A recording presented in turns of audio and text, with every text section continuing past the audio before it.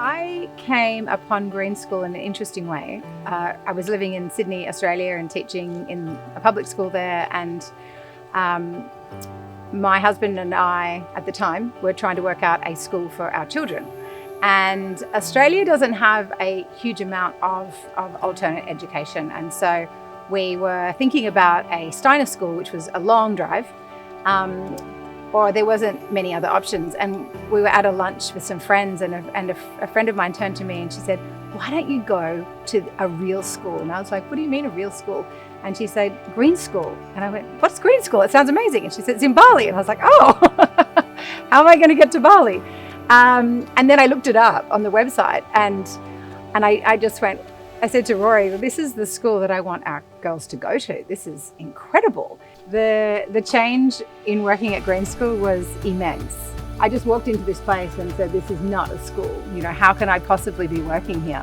You know, from learning how to ride a motorbike to bringing my children into a school that's, you know, got chickens roaming around it, and my children know about every creature that lives amongst the rocks that I still don't know all of them, but they know all of the names. So I think it was an incredible, I don't want to say it's a culture shock, but it was an incredible transformation. I always believed that school could look different, and I didn't realize it could look this different. And walking into a place where everyone was on the same page it changed my view of education. So when I came to Green School, I think one of my questions internally was, you know, what makes me green? And for me, it's always been an understanding or awareness of self, because until you've nurtured that, then you can't really look outside of yourself and care about the things around you and the environment around you until you're really, you know, connecting with that environment within. So coming to Green School, I saw an immediate gap in that sense of mindfulness, and bringing mindfulness into middle school was enormous. It's been a really interesting journey in watching the students engage with mindfulness and appreciate it. I've had a student write to me from her new school, and she said, "Ibu Nicola, can you send me that mindfulness practice? I want to teach it to my teachers," because we all felt so calm at the beginning of a class.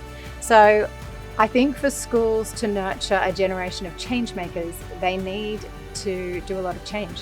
We need to reevaluate what the system looks like, and that it doesn't work for every student. And so when schools take that risk and they can say, "Hey, what is not working now in this 21st century that we're living in?"